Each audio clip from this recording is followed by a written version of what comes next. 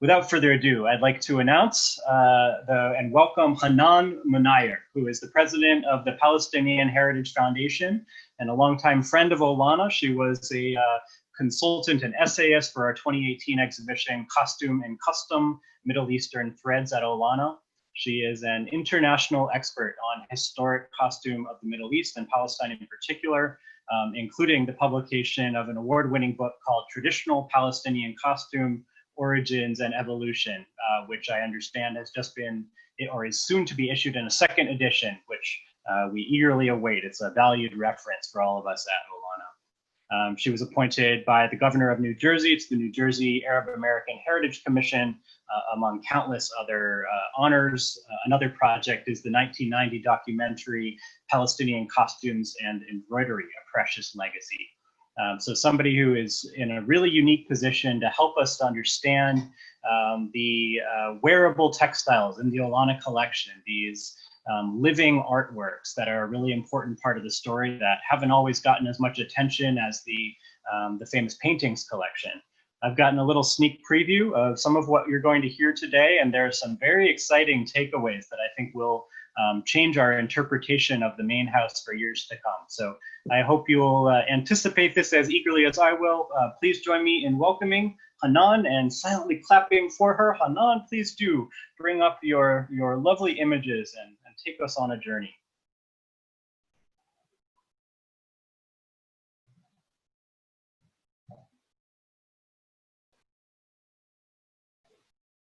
Okay. Is this looking okay? Perfect. Okay. Hi. Thank you for the introduction. I really appreciate it. The English version, the new version of the book, by the way, is already being distributed by the publisher in the United States, and the Arab translation of it in the Middle East.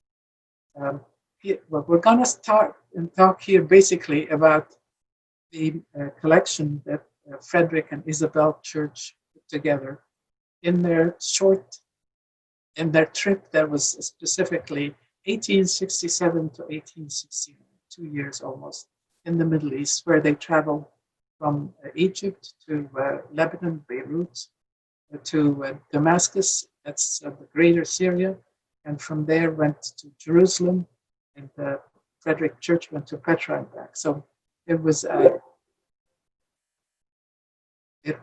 trip that lasted, and it was a steamboat trip to the shores of the Middle East, and then into the Middle East. Most of it was either by horseback riding or very few areas in getting to Jerusalem that were available for carriage. So that actually factors into where they went and what they got. So here are the two special characteristics that I found when I saw the collection 2 years ago. I was amazed at how early these samples were that they were showing me from the Olana collection. Went to Olana and we were going through the items. They were so old that we have a very large collection. I've seen many other collections and studied other collections, and very few other collections have items from the 1860s. Now, they were bought in 1867, 68, but Frederic Church talks about sending home mailing home old clothes. So when you hear old clothes, usually in the Jerusalem, for example, market, they sold old clothes, antique clothes. They could go back to about 100 years before that. Some people had bought items in Jerusalem at that time that were older. So you want to assume that they are at least one generation older. They're not new clothing you buy from market. So they are at least the age of the items, I would estimate, would be 1840s, because they were bought in the 67, and they're usually the clothing of somebody who has passed away. So that's the dating. That's very important. And there is another expert on Palestinian clothing, Shelley Greer from the British Museum. She had mentioned Santa Fe collection, which is in a very old collection. She mentioned that the Santa Fe collection had some items from 1840s, and that's the oldest items she has that she knows of in any museum. And if Shella Greer, who was very familiar with the European collections, says that, that means that Church's collection rates in rarity and in antiquity with the Santa Fe items.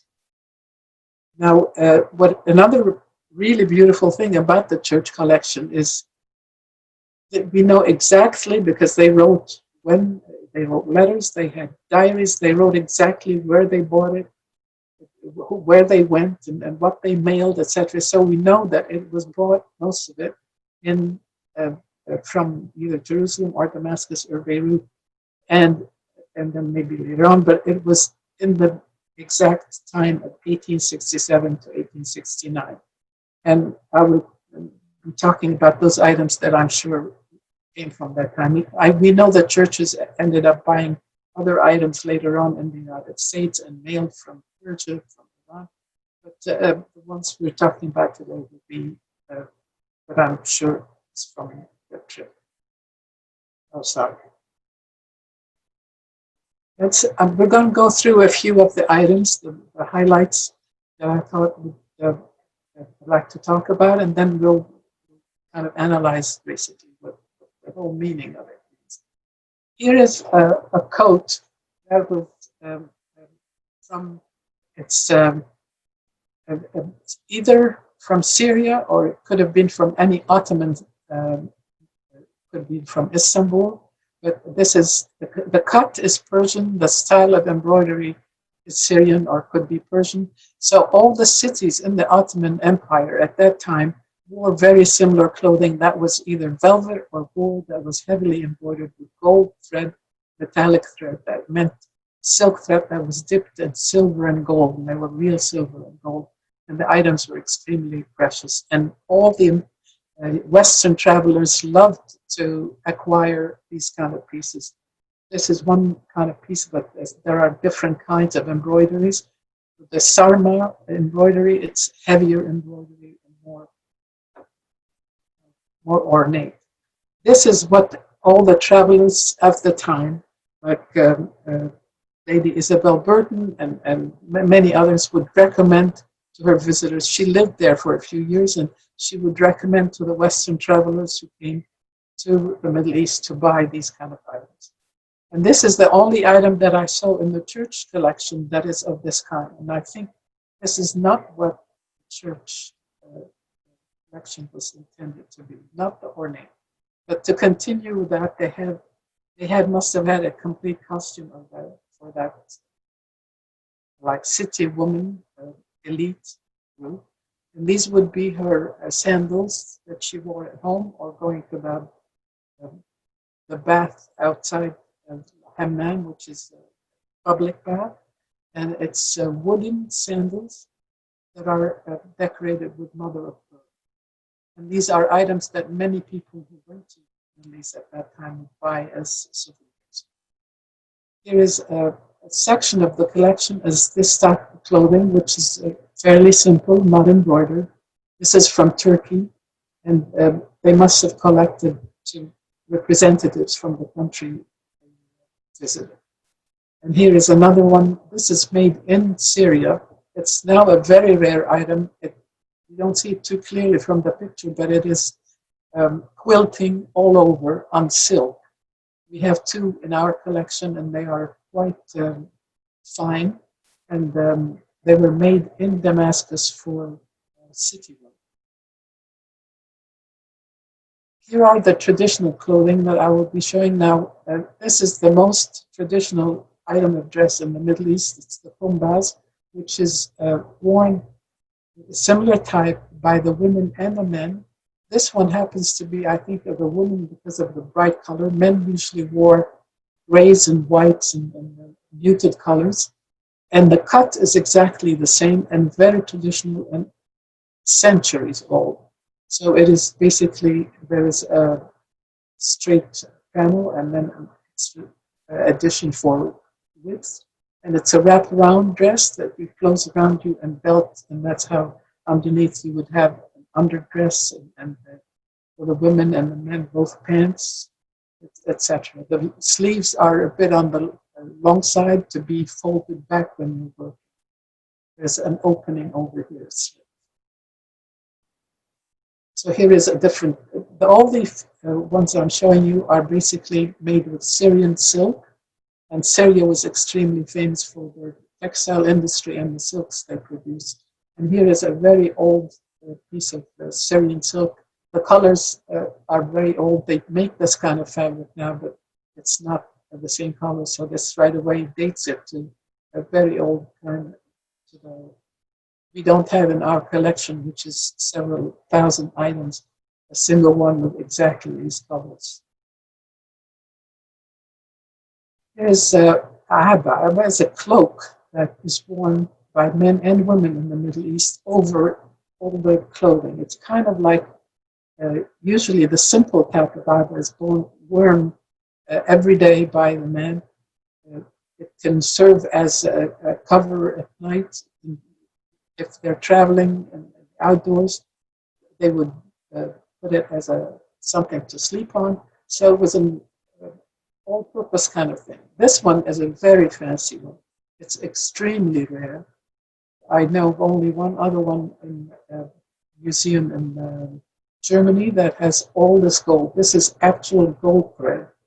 All of this is woven. Of course, it's everything hand woven. We're talking about the mid-19th century. Hand weaving was the main, basically most of it.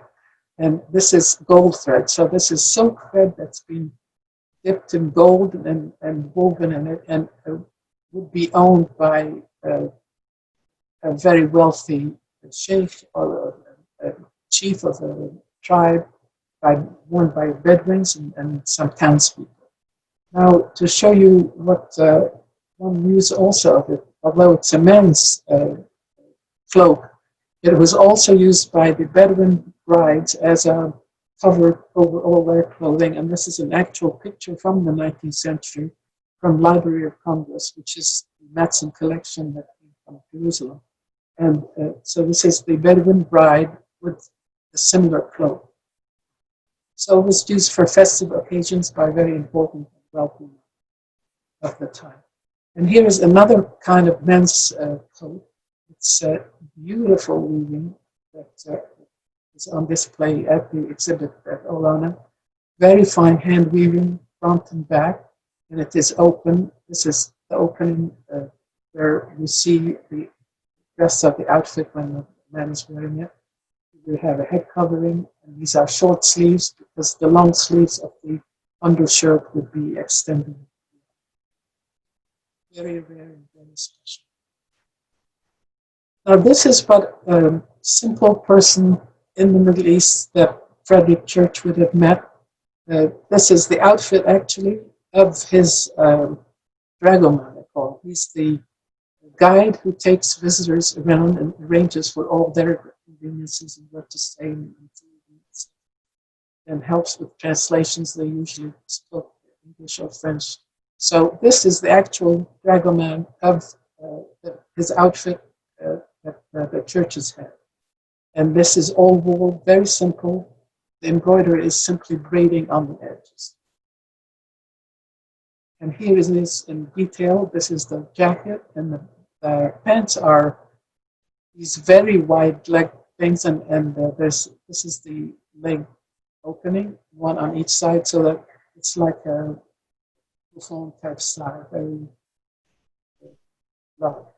Here is the tarbouche, is the hat, the cap that men would wear. It's felt, red felt, with tassel. That's seen all over the Middle East by men. And clothing of men in the Middle East was kind of very, same kind of styles all over. If it was townspeople dressed differently from villagers and differently from Bedouins, but they all kind of, in a city you would see a mix of everything. And this is worn all over the Middle East at that time and up till the 1950s. Now this is from the collection of Cornell University, and it is basically a friend of Mark Twain's, who was also known, I think, to Mark Twain was a friend of the churches, so they all went to the Holy Land at the same time, and he came back with this outfit, very similar to the other one from Egypt, which demonstrates how the dragomans or the working people were all wearing the same kind of outfits. This has a vest underneath that's decorated with metallic thread couching, so it's a fancier outfit than the previous. And this is a picture from the 1870s taken by the famous photographer Félix Bonfils, a Frenchman who went to the Middle East, lived there for a few years, and opened office both in Beirut, Lebanon, and in Jerusalem, and a beautiful collection of all pictures that he put together. And this is what a fancy dragoman would be. The name is Kawaz. That's what they call the function. And he would be introducing personalities like archbishops, important consuls. He would be making way in the festivals for all kinds of festive celebrities. So this is the fancy outfit of the dragoman versus the simple one that we saw earlier. Here is one during the exhibit in 2018 at Olana. This is, you'll be seeing a few pictures from that exhibit. And this is one of the mannequins wearing a cloak that Frederic Church had given. And notice the boots also. The boots are authentic from that time, and these are very rare, and they're in pretty good shape, the ones I saw at Olana. And with very striped abba or cloak is basically this one. An extremely rare one, because most of the cloaks that are in collections nowadays are a bit later. The style of the striping is different. This one, Olana has two of them, very, very rare. And here is one of the paintings of Frederic Church with a demonstration of this cloak. He used the clothing to illustrate figures in his paintings. The paintings would be mostly huge landscapes, and he would have a few small figures wearing the outfits. And here it is, one of that's from 1868, must have been done right after they came back. So, and this is a small sketch kind of to preparing for the larger pieces. But one thing I want to point out is he had the items, but he didn't dress them up in all the traditional way, because here is one scarf that is usually not worn by Bedouins at all. It is used by, it's a very large scarf, and I'll show you, but it's used as to cover the head in a big left. It's a head covering used because the fabric is very fine, or by women as a head covering. But for men, this is way too fine for them. And here is the scarf at Olana, the same scarf that's in the picture. It's very fine silk and delicate, and that would have been, like I said, either for a head covering for men or worn by women as a shawl. These are the sketches from Frederic Church that he took he must have taken them right in on site, because he has all the names of the actual clothing. The jacket has a name, the pants have a name, etc. So he had taken the Arabic name of each item and written it here. So this is Arabian man, is what I assume would be the Bedouin type. The woman of Bethlehem with all of them, including the bracelets, a Sawood bracelet over here. And then the glass bracelet. You know, he had in detail put everything, preparing, I think, for the future when he's doing, putting the paintings together. He would know how to put what, what item with what item. And here is another picture from the Library of Congress. Library of Congress has a fantastic collection of 19th century black and white pictures of the Middle East. And here's one of them, an actual photo, because photography came to the Middle East fairly early because all the travelers wanted to record the biblical places, and so they took pictures of the people there. And here's an authentic picture of a sheikh, we call him, and head of a town or something, and he's wearing the traditional clothing, the cloak, the vase, and the big belt, and the lafsi. That's the head covering. And that's where that scarf would have been used. And always beads, from olive wood or glass or whatever, praying olive. Here are two paintings. Here's a large painting that Frederic Church did it's called the Aegean Sea in 1877. It was a few years after they got back. And if you see over here, there's three figures that are basically, in this picture, sorry. In this beginning sketches, he had drawn all of them. And if you look at the man in the middle, he's wearing a colorful item, which is basically not a man's item. It's a woman's dress, and it's the Bethlehem dress. And he had either wanted to use the color or wasn't sure, I have a feeling he knew what it was. He just wanted color. And here is the actual dress that's on that figure. It's a Bethlehem dress, and it is a very simple dress, but it is an extremely rare Bethlehem dress. And I've seen only one other one we have in our collection. I haven't ever seen any other one, any other collection with exactly these fabrics. Here is from the exhibit from 2018 at Olana, the beautiful mannequin wearing the other Bethlehem dress that the Olana collection has in complete costume. And all the items are from the collection. So Frederic Church, Isabel had gotten a complete costume. The dress, the jacket, which is Syria, the headdress, which is from that time, very rare, very different from later, and even the shoes. Here is a picture just to show you a 19th century woman from Bethlehem, a bride in full dress, and this is what a photograph would have shown of the items. Very similar items to what the church collection has.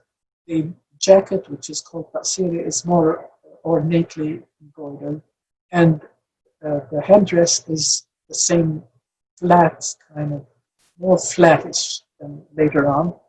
I'll show you pictures of later on what it became. And over it is this head covering that is very rare, and it is all embroidered on.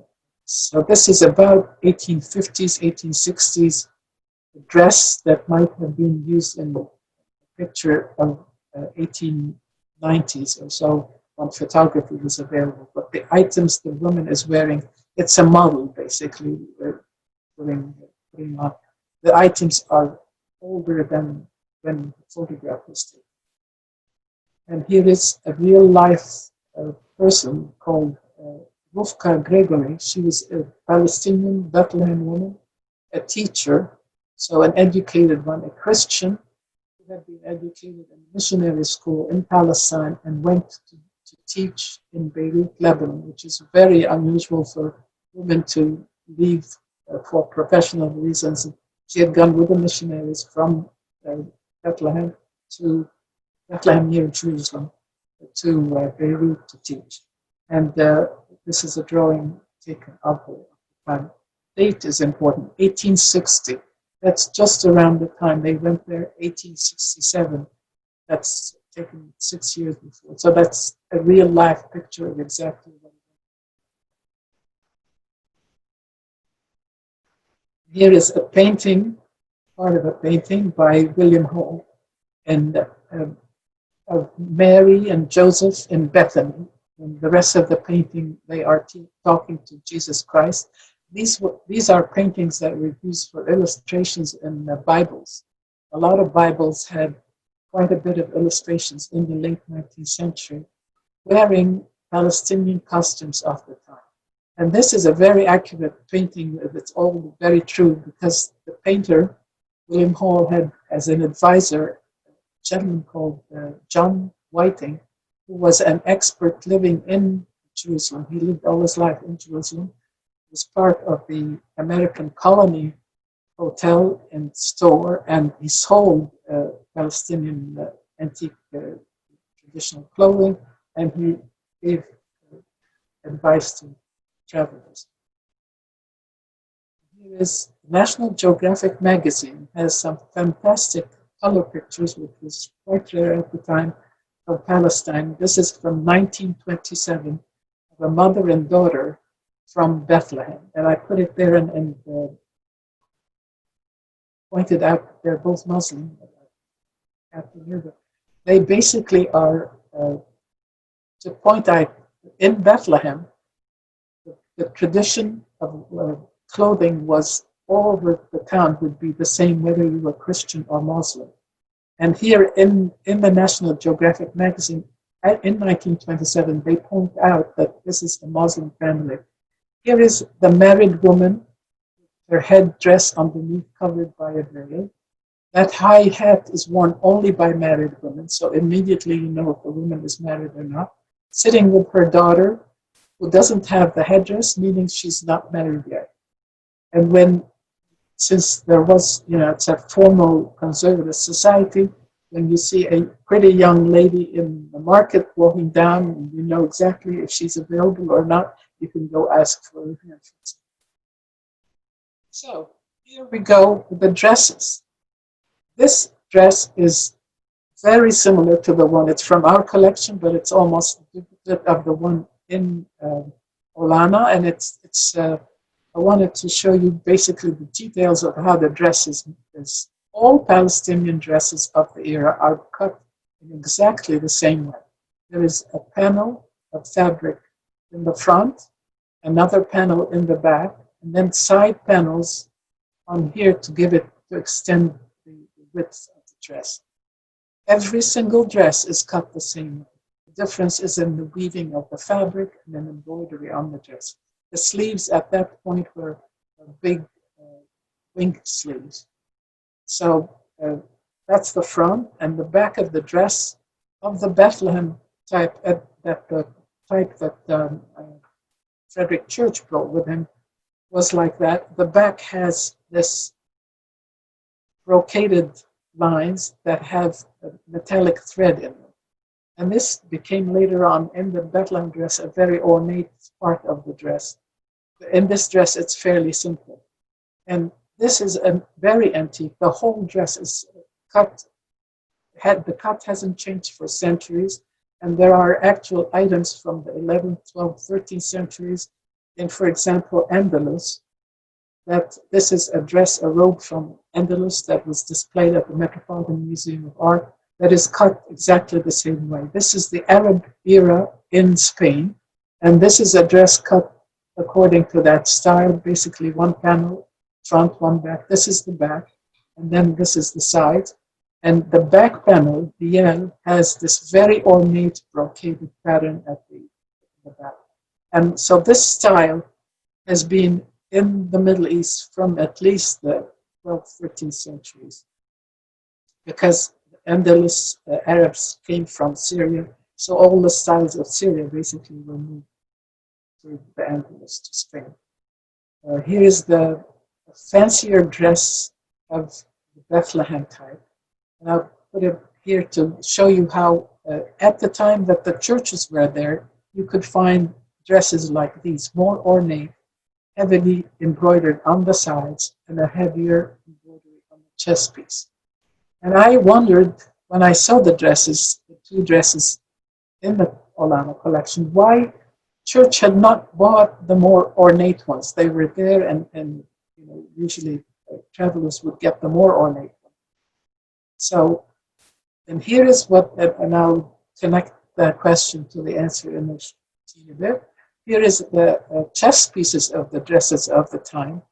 There's very ornate couching embroidery, metallic thread, and in the center is what basically I think is Christian icon.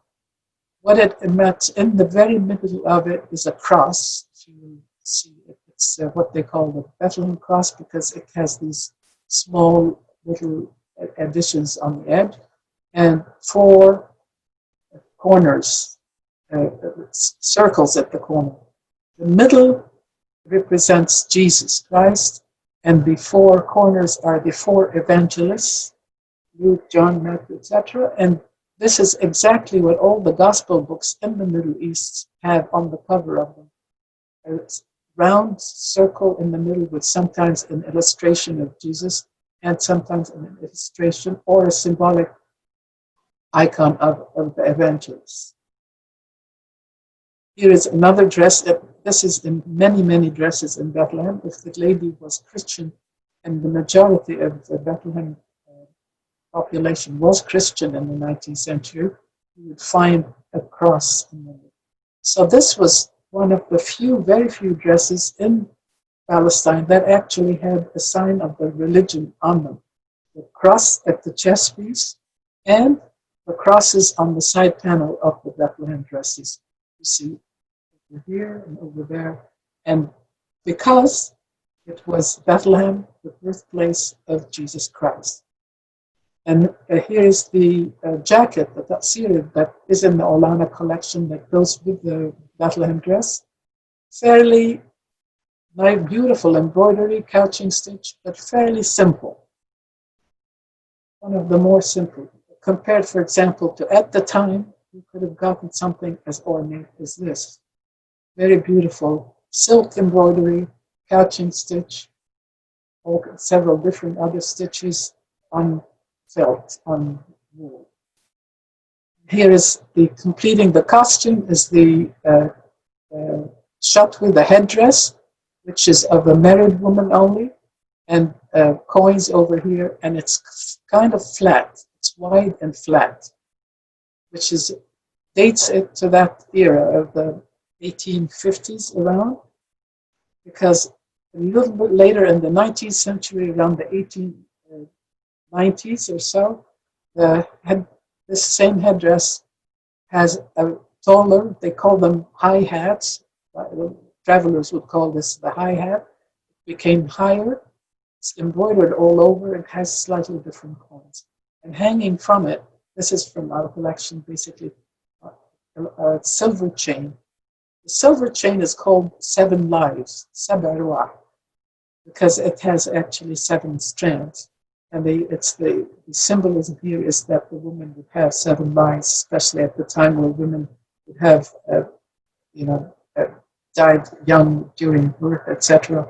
So this is protection for the woman. And if you notice in the middle here, the cross. So the Sab'a Arwah, the jewelry of the Christian woman, had the cross here, the cross on the chest piece, on the sides, and basically. So where is the history of that headdress? Here is a statue, a sarcophagus from Palmyra Cemetery in Syria from the 3rd century. And they have, the Palmyra Cemetery has a huge collection of statues of supposedly the people who were buried there. And here is a headdress of this lady. Look at the same edge on top, the same headdress. This is made from probably a braided, some textile or maybe hair even, and the jewelry. So from the 3rd century to the 19th century in Bethlehem, the style had evolved and remained very much the same. I thought that the duration of that style, amazing how tradition in the Middle East survived for centuries. Here is a very rare thing. I have never actually seen them, and I've seen them only in Olana picture. The glass arm bracelets from Jerusalem, from Hebron actually. They're sold in Jerusalem, but they come from Hebron, made in Hebron. And they're mentioned by several travelers in the 19th century who went there, one a lady, and the 2 gentlemen who went to Hebron and sold them. And this was a big business. How the glass bracelets survived, I don't know, while the women worked, but they are really, there is only that I know only one other place at the Metropolitan Museum where they have a sample of it. And here is a painting from the time by Holman Hunt from 1873. That's very close to when the churches were there. And this is Palestinian Lady, very authentic everything. All the details are correct. So somebody must have done it from real life or right. And look at her arm, that arm bracelet, glass from Hebron. And this is the silver bracelet that you could buy in several towns. Here is a picture from Library of Congress from the 19th century from Jerusalem. This is what a merchant of glass and silver bracelet would look like in the Jerusalem market. He's sitting there with everything that's under glass here and put on a mold is the glass bracelets. The silver bracelets are banded together, whereas these are fragile and therefore careful. Now, why did the churches bring outfits from Palestine only of Bethlehem? Here is the Bethlehem costume. That's our own picture of the Bethlehem costume from our collection, and the items are old. The young lady modeling is an Arab American from Bethlehem, so I tried to match even the town to the ancestry of the model. So this is the model of the Bethlehem. This is the Ramallah costume, intricate, very famous, mentioned by travelers before and after the churches. They were available in Jerusalem or in Ramallah to be bought from antique stores. Embroidered scarf and embroidered dress, etc. Here is a costume from El Khalil, which is Hebron. The dress is heavily embroidered like a carpet. It's so heavy, so heavily embroidered, and the headscarf over it, and the headdress, unusual, very different, always collected by travelers. And here is another dress from the Jaffa region. Again, gorgeous dress. It feels like a rug. It's so beautifully embroidered. Again, from that era. Now, and that is the Nazareth, Dame de Nazareth, French, and or Haifa. In the north, the dress was different, more similar to the Damascus and Beirut dress than the lower part of Palestinian 19th century. And here is the dress with the heavily embroidered gold embroidery in that region, in the cities. They wore it a lot over all the other silk items. So why didn't the churches bring any other costume? They concentrated on Bethlehem. They didn't even bring the Jerusalem costume, which is slightly different from Bethlehem. So let's hold off to that at the end. So basically, looking at the architecture, when I went there the first time, I just couldn't believe my eyes. Everywhere I looked, I saw something of the Middle East. The beautiful entrance in Olana. This is the panel that's at the top here. And then the arches and the decoration here. And the Church himself and other historians have commented on he was inspired by Persia. He wanted Olana, which is a name of a place in Persia, and the inspiration of Persia. And when I studied where he traveled, they never went to Persia, and he says he never went to Persia. So I was surprised why that was his inspiration. Turns out that he had actually been inspired after they came back, started putting the ideas for the house together, and looked at two important sources that we used. One was the Monument Moderne de la Paix by Pascal Coste, a French author who had written about Persia, which is modern-day Iran. And here is the decoration of that arch, and very similar to the arch on top. But Church never copied anything. He modified everything. Everything is slightly modified to his own. Now that arch is not Persian only. It's found, the style of the arch is in Persia. It's on a very famous mosque in Persia. But it's like every other famous building in the Middle East might have something similar. This is of a house in Damascus. And this is a picture taken by Felix Bonfils in 1870, just around the time they were there. Now, when they traveled, and in their diaries, they mentioned going to the houses, and they mentioned that the real inspiration of Olana was the Damascus houses and Jerusalem, or symbolism, or the atmosphere. They wanted to recreate the atmosphere of Jerusalem and the Damascus houses. This is one house that was very famous there, and most of the travelers who came from the West mention it in their books.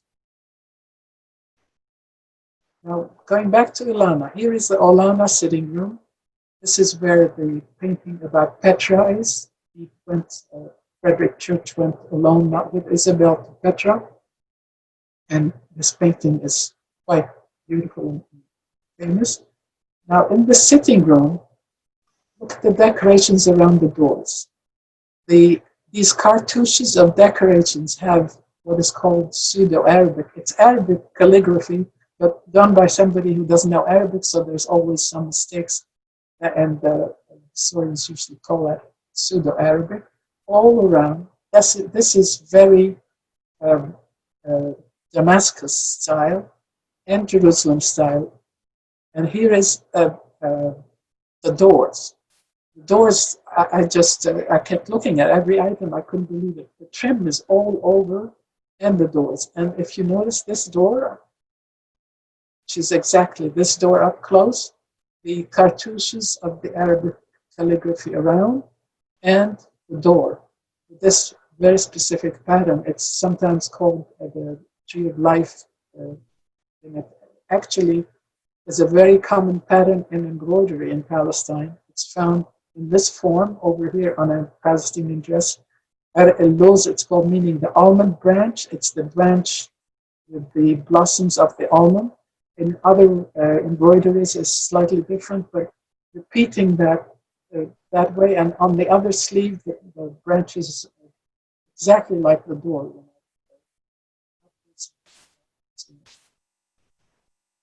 Here is another door at Olana, and this one is according to the publication from Olana by James Ryan. He puts there that this is actually taken from the church in Jerusalem, Saint Jacques Church, which is the Armenian church that was built around the time. And this is one of the doors there, and he introduced Olana with some modifications. Here is the entrance of Olana, and if you notice the pattern all around, and over here on top, underneath the light, which is hiding half of it, is Marhaban in Arabic, writing meaning welcome. So he had introduced the calligraphy also in the building, but look at the pattern on the outside, all the zigzag. And the zigzag is very common in a lot of different dresses. I put this here as a Bethlehem dress because that's what he had. And this is the kind of zigzagging around inspired. In between, in other dresses, you find embroidery of roses in between two zigzags, which is what he had put in there. There's roses. The corridors, one of the corridor of Olana, there is a wall with tiles from Damascus. And here it is up close. I've seen pictures of these kind of tile combinations from the 17th century up to the 19th century. And I'm wondering what the age of this, but it is definitely Syrian in coloration and not, for example, Turkish, Islamic, or it is Syrian. And here is in one other second floor around the window tiles of crosses. I don't know if these tiles are Middle Eastern. I don't think they are. They might be somewhere else, but I wanted to point out the crosses. And here in the sitting room, on the mantle, if you look carefully, there is some Arabic writing here. It is a biblical verse in Arabic. I couldn't figure it out exactly. I'll have to ask this. But again, the Arabic calligraphy in biblical context in Olana.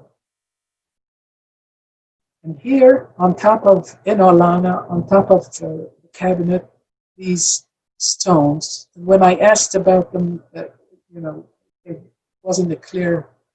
Basically, looking at some of the letters that he had sent, I came across he had put in a huge container that he mailed to the United States. He writes a letter to, I think, Osborn, his friend, in 1969 from the Holy Land. He had packed old clothes and etc. and stones from a house in Damascus. So what this was really is basically, these are the pastework roundels that were used extensively all over the old Damascus houses. And I'll show you a few pictures. And these houses that they saw in the 19th century, where about more than 60 of them have survived to this day, and they actually had been built in the 17th century, some of them 18th century, and are being renovated and rediscovered. Now here it is in a painting of the time from 1873 by Sir Frederic Leighton. It's called Gathering Citrons because they're trying to get the lemons from the tree, but look at the arches over the doorways. This is a very basic part of the style of the Damascus houses. So Church must have brought these stones to include them someplace and never got around to it. And here is the courtyard of another house, Beit Sebai, another famous old house that's being taken care of and renovated in the old style, and the courtyard with all the roundels and a detail of the roundels. It's actually not mosaic, it is called pastework because these are, it's an easier method than mosaic. It's paste, colored paste that fills in the pattern in carved stone. The other styles, now the houses in Damascus around the time the churches were extremely famous for their beauty, and all the travelers who went there would go visit some of those fancy houses. Of course, I mean, they were the rich elite that had been there, and they would go, and it was like a touristic attraction. Here and now what's being done about these houses was several international organizations even have, like the Danish government had helped renovate one of the houses, and they are repainting the doors and have paint this old one, etc. Here is a door from Damascus, from the Beit Sebai. Each house has it's called by name of the owner who owned this floor. And this is the doorway. Notice the style of the doors. Ornamentation is very rich and very similar to some of the doors at Olana. And here is another one, a Damascus house that has been renovated. This is new. The door reminds me of some of the doors at Olana. And here is another door in Damascus, the geometric patterns. And I remember a door at Olana very similar to that, geometric doors. The most famous one was Beit Nizam in Damascus. It's mentioned, I wrote here, and if anybody's interested, Kenan's book, Damascus Hidden Treasures in the Old City. Very ornate and very famous. And here is another section of that. And here is another house, Beit Shiraz of Damascus. This room is similar a little bit to the very famous room at the Metropolitan Museum of Art in the Arabic art section, Islamic art was called that. They had, the Metropolitan had built, taken the whole room from Damascus, brought it over here and rebuilt it. And anybody interested should definitely take a look. Now, who are the people? I wanted to put a face to the people who lived there, and this is one couple, 1865 to 1911. Ahmed Mukhtar Mardaibe, he's a very famous and powerful man in Damascus at the time, and his wife Fatima, she was the daughter of the Mukhtar of the Mufti of, meaning the Muslim head of the religious organization in Damascus, a very respected and cultured woman, and known socially by travelers. Now, Olana, in the exhibit in 2018, had put in also the fact that when the churches brought the collection over, about 10 years later, one of their, somebody mentions that they had an evening, beautiful evening at the churches where they had dinner, all dressed up a la Turque, meaning dressed up in costumes of what they called the Ottoman Empire was a la Turque. So, but the actual dresses, of course, were the ones that they had brought from Jerusalem and Damascus. And here is how the guests would have looked like in the living room, I think, or dining room, and wearing the items that you saw earlier on, with the headdresses, the different headdresses, and how the guests would have dressed. And here is also how the guests would have dressed as a woman. All these outfits, by the way, are not accurate because the guests would have come and picked anything they felt like, and this was more of an entertainment use for it. So the clothing had been used for modeling for the pictures and for a la Turque dinners. And later on, in the 1900s, one of the Gertrude Bell would write in a letter that she's sending a relative complete Bethlehem costume that she could wear at the next fancy dress ball. So by the 1900s, it became quite common in the West to have like masquerade parties wearing all different kinds of traditional clothing from around the world. And this is what these kind of outfits were. At around the church time, I think was mostly not masquerade balls, but maybe more the quiet dinner balls. Here is a painting taken from a Holy Bible that was published in England. The Bible has at least 20 scenes of biblical themes, all painted by a lady, Beatrice Evelyn Stewart Hardy, who was born in 1866, just around the time the churches were there. And all the paintings have traditional Palestinian clothing of the 19th century. So that was the common theme to use for any Bible event, to use the traditional clothing of Palestine of the 19th century. They even have produced the Golden Books in the United States, have produced the children's version of the birth of Jesus, and that we have in our collection. It's a children's book of Palestinian clothing on the biblical scene. And this is olive wood cover of what a souvenir from the Holy Land would have been. The Bible is covered with olive wood from Jerusalem and carved very often with, they call this the Jerusalem cross.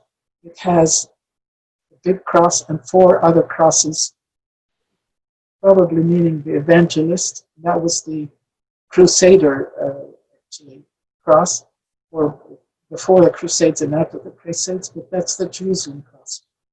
But what we see in Olana is actually not the Jerusalem cross, it's the Bethlehem cross. On the outside of the building, there are several areas where you see crosses. And I wanted to show in detail, for example, here is the done in tile work, the cross of Bethlehem, not of Jerusalem. This is Bethlehem Cross has only the outside lines. It doesn't have the full extra crosses.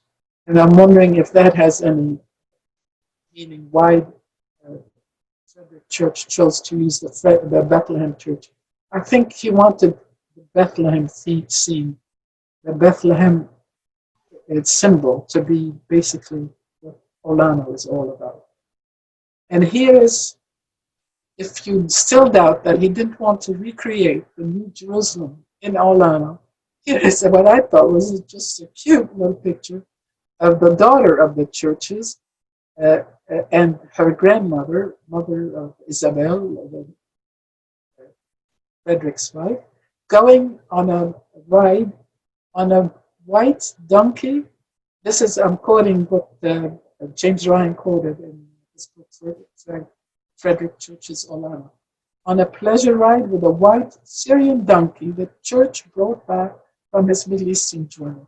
He had gone through the trouble to bring donkey all the way from Syria, because this was basically how Isabel Church toured a lot of the places they visited. In Beirut, she mentions it in her diary quite a bit.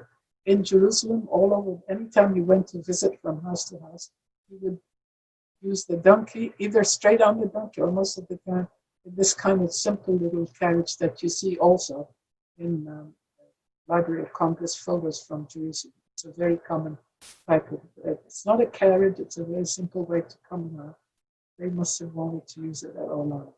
So basically, my theme here basically is what Frederic Church wanted to do after he and his wife had lost two beautiful children due to Syria. They were heartbroken, and they went to the Holy Land, like another family from the United States that established the Staffords, that established the American Colony Hotel after heartbreak, losing 4 kids. They went to Jerusalem to find some consolation and support, religious support. It was definitely a religious ritual trip. And he came back from there with all kinds of simple items. He didn't look for the fancy dresses. He looked for what he would imagine Joseph, Mary would have born the simple life. They were a simple couple who Jesus was born in a cave, and therefore he wanted, I think, to recreate the nativity scene with the simple clothes of the simple people of Palestine. He didn't look for the fancy clothes at all. And then when he comes back to Olana, he puts the crosses inside and outside of the house as a form of protection, to protect his family, to protect, it's recreating the New Jerusalem in Olana. That's what I think. That's it. I'm going to stop here, and thank you. Thank you so much, Hanan. That was a brilliant, fascinating talk, and there's so much in there that we can use in our interpretation at Olana, and I'm getting eager text to that effect from our president and vice president, Mark and Sean. This is really eye-opening to many of us, even beyond the deep dive into this collection we did back in 2018. So this has been tremendously helpful in ways we did not expect. Thank you so much. There are going to be a bunch of questions here, but thank you to all who joined us for this fascinating talk. Please do consider joining us as a member if you haven't already. And again, that text to give number, you can text Olana to 518-219-0496. Hanan, could you unshare your screen so we can get back to just our two faces for a little conversation here? And I'll just jump right in. You've given me so much to reflect on there, and it couldn't be more timely because we're trying to think about how you tell the story of this charismatic building even when you can't get inside it. And what you've ended with there are these fascinating observations about even the exterior form of the house, these patterns you're recognizing, these unexpected connections that run through masonry, painted ornament, and indeed embroidery. So that's really powerful. One overarching question that I know Sean has as well, and you were gesturing toward this at the end, is from your expertise in this material, I'd be interested in your kind of off-the-cuff reflection on what Frederic and Isabel's eye seem to have gravitated to when they were getting these garments. You've mentioned a part of that specifically with the Bethlehem garments. They were going for the garments of the simple people, and there was a particular biblical association of those garments in their lifetime. Understood and granted. If we were to zoom out also to the Syrian garments, are you noticing that there's a larger pattern, certain colors, certain class hierarchies that are visible across certain kinds of ornament? I'd be curious what you notice as patterns across the collection. Absolutely, what you're saying, that they looked for the simple stuff. There is a mention, for example, of Lady Burton, Isabel Burton, writing letters to her friends saying, you have to buy those heavily embroidered gold items in Damascus, etc. And Isabel met some of these people there, Lady Jane Rigby and all that, and she must have been completely aware of the presence. And I read her diary, Isabel Church's diary, by the way. She mentions a lot of stuff but doesn't mention clothes at all. So I came to the conclusion that I think the person who bought the items was Frederic Church, because he wanted them as examples for his paintings later on. Maybe also to create a nativity scene, because of the items being, you need 3 shepherds and one outfit for a man, for Joseph, and then the woman. So he must have thought of something like that, and the nativity scene dressed up in Palestinian clothing is a style that to this day is still done in churches in the United States and Britain, etc. So I think some of that was in his mind, basically. He was not looking for fancy stuff. I see. Fascinating. Could you tell us a little more about the materials of these objects? You mentioned a little bit of the silk, the process to dip that silk thread in gold. I'd be interested to hear more about what you know about how these objects came to be, what the trade networks were that they were a part of. One question from our attendees is a recognition that there's a whole lot of red, in the garments that we were looking at. Yes. Is there a particular significance to that red? To understand that, you would have to know the rest of the Palestinian repertoire of traditional clothing. And red is what the bride wore. The older ladies, the widows, would wear muted colors. But red was what almost all the bridal dresses have some strong red or orangish, theme in them. And that was considered youth and by the way, in Europe in the Middle Ages, that was also true. Brides were made in red dresses and the white wedding dress didn't come to the Middle East till early 19th century, mid-19th century. In the city people were, being influenced by the West, started using a white wedding dress, and now everybody, of course, all of this wedding dress, all of the traditional dress is almost not being used in Palestine anyway, and Western dresses. I see. Understood. Another question that came up. I'm sorry, let me just. Okay, sorry. In terms of the fabrics and how, first of all the fabrics are definitely in the Olana collection. It's all hand-woven fabric, all hand-embroidered, hand-sewn, everything. There was no sewing machine. And it is also done, each fabric is done for one item, meaning you buy the piece, it's already woven now. And the embroidery is done either by the bride herself or in Bethlehem. When it became more fancy, they started having tiny workshops, cottage industry at home, where, say, the woman who never got married would have a livelihood of having a little workshop of 3-4 helpers preparing these embroidered pieces. But it's all handmade. There is no trade of it. It's done for the local market by the local people. Usually the fabric is bought in the same, and the fabrics for different towns were woven in the different towns. Very local industry. I see. So, fascinating. The process you describe and this beautiful embroidery you've shared with us seems so incredibly labor intensive. It's hard for us to understand how it was the clothing of the simple people. It must have taken hundreds of hours. That's what I get asked a lot of. Usually they think, like in Europe, that embroidery was of the elite, of the ladies in the manor, all that stuff. To the contrary, the city people didn't want to embroider. Their clothing was very rich in brocades and silks and metallic thread embroidery done by professionals. Whereas it was the village women and the Bedouins later on, who did this very intricate. They would start teaching the young girl from 6 years old to embroider. By the time they got married, at that time they got married really young in their teens, which is also basically what the style was in Europe, because life expectancy was only mid-40s. You had to have married, had kids, and grown, taking care of them. So they got married fairly young. So by the teens, they got married, and they would have their immediate family and aunt and mother help them to do their 5 or 6 dresses for the wedding. And these were all ceremonial dresses worn all their life. If they got worn out, they would reproduce the same type of dress again, meaning it's not like we have nowadays endless styles per person.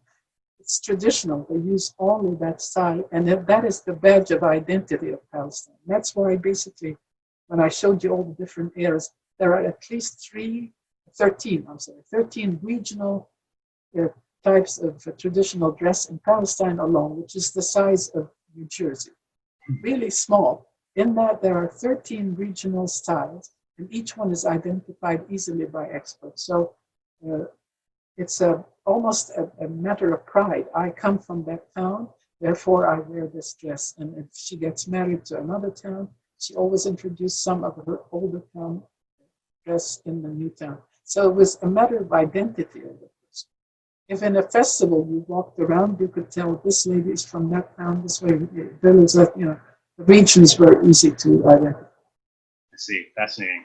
One thing I noticed emerging from your comments is that there was a lot of transgression of gender boundaries. There were garments that had a different meaning when they were worn by a man and a woman.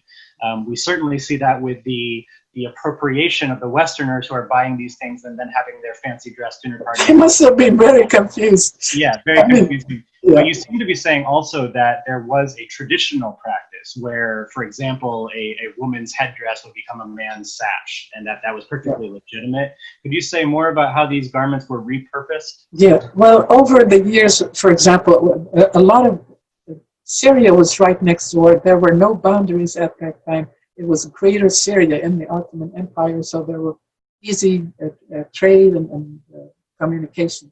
So all of the Syrian textiles that were being produced in great variety were brought to the marketplace. So a shawl like that would be easy to use for several different things. The woman would use it as a scarf, and the man would use it. So that would change with time, depends on what the market supplied.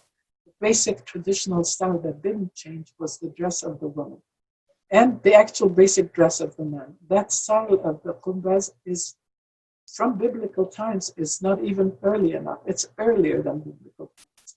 And there are, in my book I mentioned a picture of from around 1 or 2 first century AD, they found the fabric with the striped lines that was so traditional to the Middle East from the first century, basically. And statues and all kinds of mosaics, etc. demonstrate. Very interesting. I think maybe we have time for one last question from our audience on the subject of women's dress in particular. So a logical follow-on from what you just said. People were fascinated by these large bell-shaped sleeves, and we were curious how that works. Why are they so long and triangular? How does that even feel when you're wearing it? Is there a reason why they came to be shaped that way?